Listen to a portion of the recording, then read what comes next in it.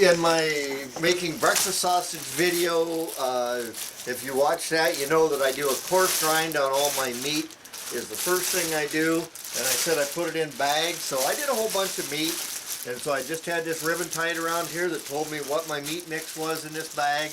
And great way to store it, great way to use the bags. That's why I do it that way, found it much quicker.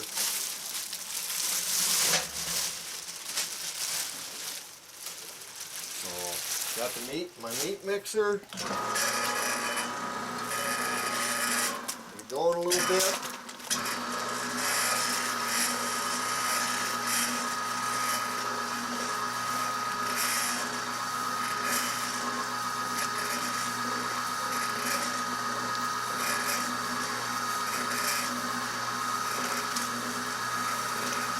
My andouille mix is what I'm making now. Fresh garlic here makes it good.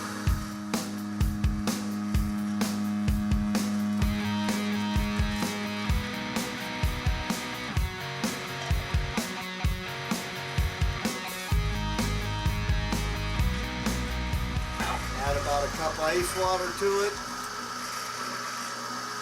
Makes everything easier to clean up.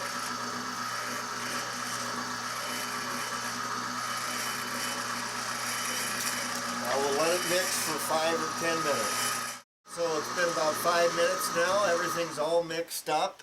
I'll be starting to stuff it next. I have a good mixer, so it does a really good job of blending the spices, but you could leave this sit in a bag overnight in a refrigerator and it might balance the spices out a little bit more. I'm going to be smoking this, putting a light smoke on it, and then bringing it up to about 150 degrees internal temperature, so I have a fully cooked product when I'm done. So, and that helps balance the spices out in it too. So, we'll get ready to stuff next. Now I'm going to form my meat into little balls, a little bit smaller than a baseball, for doing the next pass through with the grinder and stuff it. When I do this, I keep a little pan of water here, makes the meat not stick to your hands. Just get it all done. I told you that, make these into size of a little bit smaller than a baseball. The key is to make them small enough that they'll fit through the neck of your grinder easily. So if you've got a bigger grinder, you make them a little bigger. If it's smaller, make them smaller. Now we're going to prep our case for stuffing. I previously bagged that up. You can see my pro tips video on how that's done. So I just soak the casing in some warm water to get the salt off of it.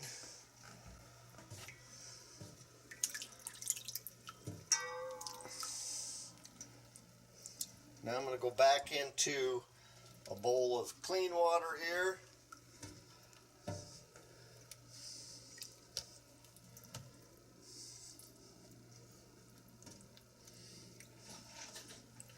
You want to use lukewarm water for this, not real hot water.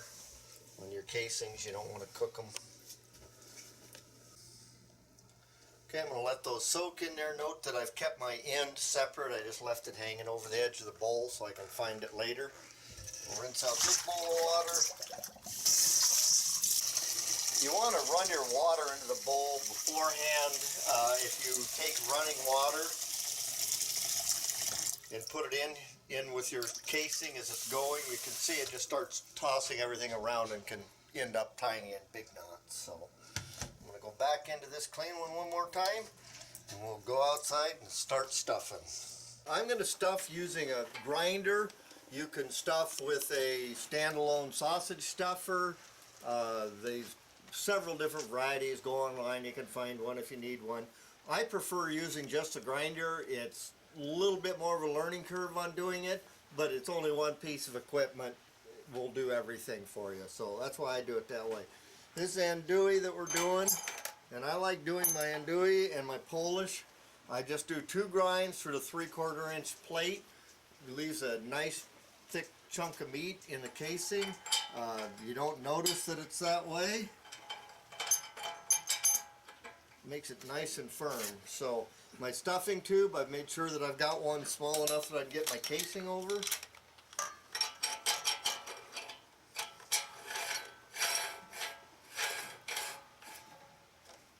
Alright, I got that on there. Next step is to get my casing started over the thing, and I can promise you that's going to take glasses for me.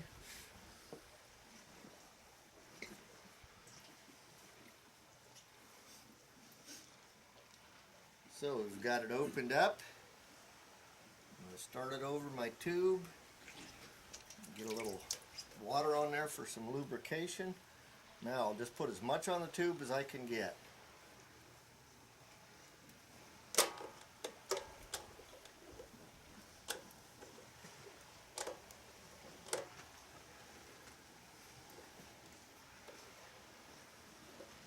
Going to cut off my leftover here, put my end on the outside of the bowl, and we're ready to start stuffing. So I get going here. I want to get a little bit of meat out of there so I know I got everything good and full. And I'll just hold on to this end.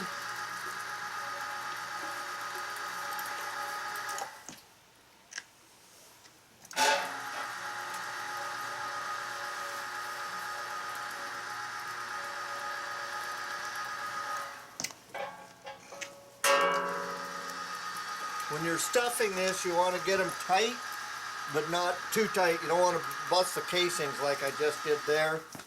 When you do, we'll just deal with that one later here.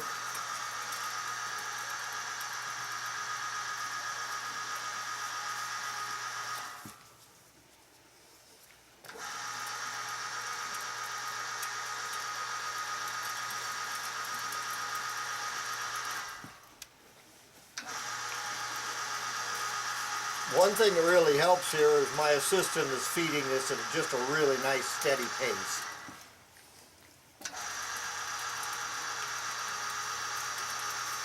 And you'll also note that my foot pedal here, this is where that really comes into play. It's just so much easier.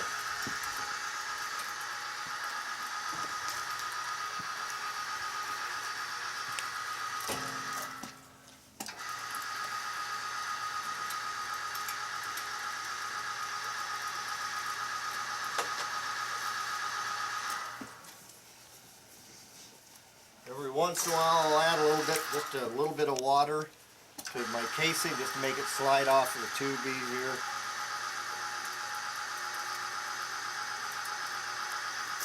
Now I'm just going to cut these apart. I've got a little pinhole in a couple of these, which I'll show you how to patch later.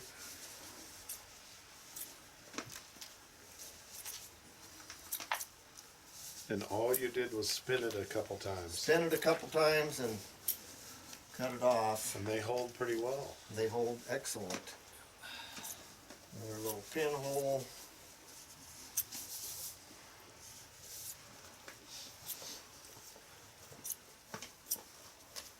So the ones I've had with blowout, I'll just snip the casing loose, and we just dump the meat right back into our batch that is going to be reground. I can take this little bit extra casing and use it to patch a smaller blowout. Just much bigger patch than I need on that one, but that's all you need to do is something like that, and you can get it smoked up.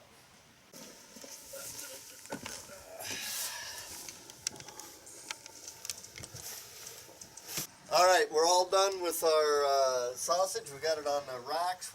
It's air dried now, and we're going to put it in the smoker and smoke it for a few hours, and we'll be all done with that.